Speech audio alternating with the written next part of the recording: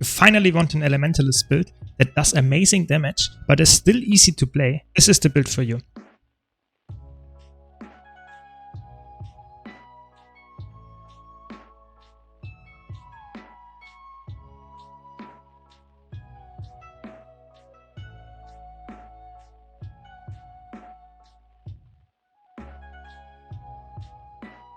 I'm Simmer, and without much further ado, let's jump right in. This is an Elementalist build using Tempest Elite Spec and Scepter Warhorn. So let's start with the gear. So for gear, you want to go full Berserker on your armor, on your weapon, on your trinkets. It's really easy. And go with Superior Rune of the Scholar. If you have infusions, you can go for Mighty, so power infusions. And a single precision one to top of the crit chance. On your weapons you want Superior Sigil of Force and Superior Sigil of Accuracy. And on your relic slot you want Relics of Fireworks. As an Elementalist it's really easy to upkeep this permanently. So this is the gear, really straightforward. Now to the consumables. For the consumables it's a little bit different than normal power builds. You want to run with potent or other options of superior sharpening stones. That's normal for the utility enhancement. But, and that's the difference, for your food, you want to go with plates of coq au vin with salsa because you need more precision. So you have power and precision, and of course, because it's ascended food, 66% chance to stay alive on critical hit. So this is the option. Be aware that if other people drop it in an instance, most of the time it's the power and ferocity food, and it's not good for your build. You need to cap to 100% with this food of crit chance. So that's it for the consumables. Now to the traits. So to the traits, you are Power Tempest. So you run Water, Air, and Tempest.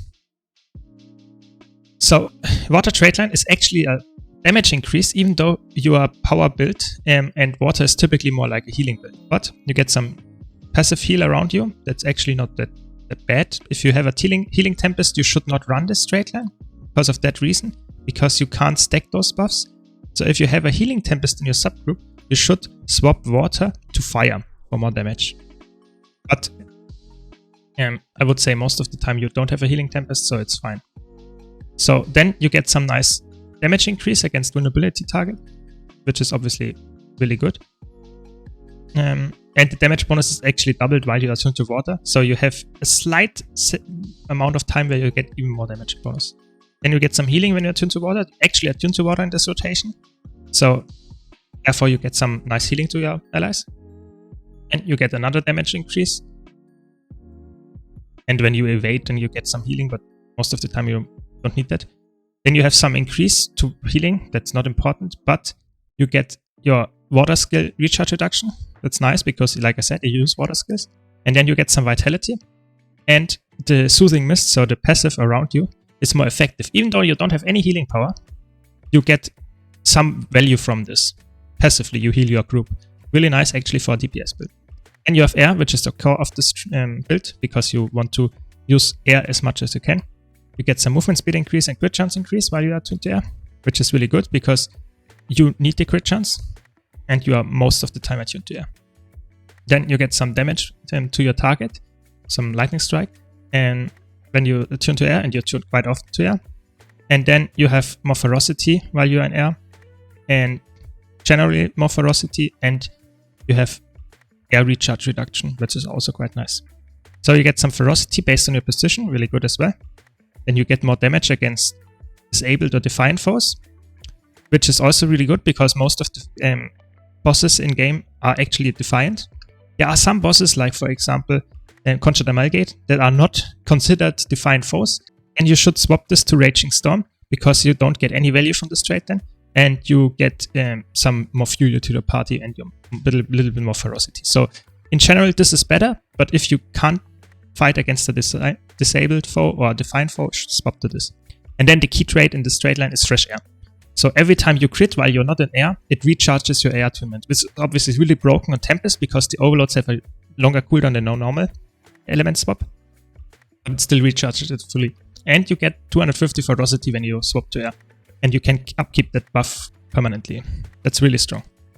So you have a lot of damage in the straight line. And then Tempest gives you access to your Overload. Of course, the most important one, or the only one you use in this build, normally is Overload Air. It's creating a lightning field that does a lot of damage. Then you give yourself an aura. That's actually interesting, because you don't really get value from the shocking aura itself, because most of the time bosses should not hit you that often. So shocking aura is not good in the sense that you want it for shocking. Then your concentration is increased, quite nice, but you don't really care about wounds that you give. Then you give some might to allies. That can be nice if you can might cap with your supports, but it shouldn't be an issue normally. But the important thing is granting an aura to an ally increases your outgoing damage for a period. So you get more damage, 10% more damage increase for 5 seconds when you use your shouts that grant auras to allies. So this is in particular Feel the Burn. Yeah? So try to be aware when you have a burst phase or something. This you can't upkeep 100%, but you get a really nice burst possibility with this. Be aware, this trait is really important. Like I said before, you can proc this trait so that you get an aura by getting this, because you are considered yourself an ally. So if you get an aura, you proc this trait and get the 10% damage buff. That's why it's important to keep track. You can upkeep this 10% damage buff really frequently, really easily. Just be aware that most important skills that deal damage, like the Lightning Orb, the Phoenix, and those stuff that are really strong, should be casted under this buff all the time. And then you get some nice protection, and protection is more effective. That's also really nice, but you're not a support, so you can't upkeep protection 100%. And then you have this trait.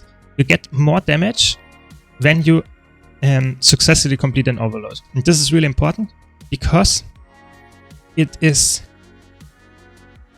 so to say, permanently on when you play with Fresh Air, and 25% damage increase is huge. It's really huge. There are almost no traits that are like this. And it also decreases the recharge or the delay until you can overload. And this is really strong as well. So this is really important. This trait, it makes Power Tempest viable. If you need an Alacrity Tempest, you can swap this for this trait.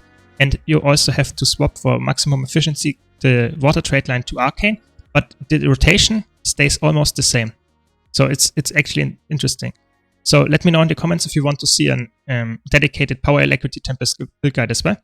But for now we talk about the Power Tempest because it's really strong and really easy to play. So now quickly go over the skills. So like I said, Air Overload really strong. You use your 2 skill in Air all the time when it's up because an instant target, instant cast skill. And you have some CC with your 4 skill, and the 5 skill is also should always cast it off cooldown. It's a nice lightning orb and a lot of damage around you. Then in water, you only have your 2 skill that you use first when you go in there. Some nice AoE damage and chill. And the 3 skill gives you some healing and another damage. That's it. And you have some nice healing in the other things as well, but not that important. In fire, you can use the Eat Sing for more might. But most importantly, you use Phoenix, Dragon's Tooth and Wildfire for more damage. And you get some nice Vigor, Condition Cleanse, Blast, Unblockable. This skill is really overloaded, so be aware that this is really strong. You never use any other overloads than the Air Overload. And you never swap to Earth Attunement. You can go to Earth if you want some Reflect or something, but most of the time you should not do that. Then you have a nice healing skill, really strong. Cleanses also conditions since latest patches. Really good. Be aware when to use it. It can really help your party. Then use that off cooldown. It's really good. Gives Might, gives Fury, gives you Aura, so to proc this Aura trait. And you have nice Lightning Storm, which is really important to cast in air, because it does the most damage there. Never use a Signet of Fire, it just increases your passive, your precision, really good. And then Glyph of Elementals gives you a nice damage buff, so elemental that helps you deal damage passively. You should cast it in fire, because the fire one does the most damage, and it's also an instant cast activation, so the flip over skill should use that as well. So now to the rotation. Let's start with the opener. So you should always summon the Glyph of Elementals in fire before you engage, and then swap to air. And then ideally you want to wait until your air overload is ready and the fire is recharged. And then you can engage the fight by overloading air, and at the last second you should hit the boss with it so that you get into combat with it. Then you swap instantly to water, use Shatterstone, so the 2 skill, and the 3 skill Water Trident. And while you cast the Water Trident, you swap back to Air Attunement. When you're in Air Attunement, your Overload will recharge, and while you're doing this, always cast the auto attack. Then do the Feel the Burn, Lightning Storm. Lightning Storm is really important, so this is the first thing you swap to air. Use Lightning Storm. Use during the cast, Feel the Burn, then Lightning Orb, and then should the Overload be ready. If not, you just cast the auto attack, and be aware that you should always use the 2 in air of cooldown. And when the Overload is ready, just use the Overload. When the Overload is fully charged, you instantly swap to Fire Attunement, use Phoenix, and then you alternate between Wildfire and Dragon's Tooth, because Wildfire's cooldown is longer than your typical rotation. So priority has Wildfire, but when Wildfire is not up, you go Dragon's Tooth, and while you cast it, you go back to Air Attunement and do the typical rotation. So if the skill 5 and 2 are up, use them. If not, you wait for them until Air Overload is ready. Cast Air Overload, go to water again.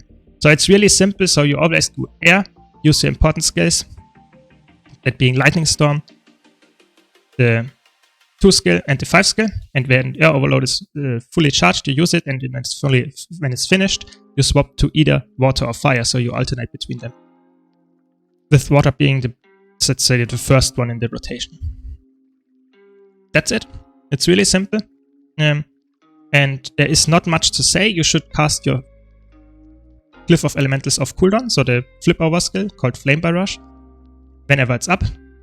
There will be a time when this Glyph of Elemental dies, that you can't do anything about it. Recast it whenever you are in fire and the skill is up again. So I hope you enjoyed this video and this quick guide. If you did, be sure to leave a like. If you want to see more content like this, don't forget to subscribe. I would really appreciate it. Thanks a lot for watching, and I hope to see you in the next video.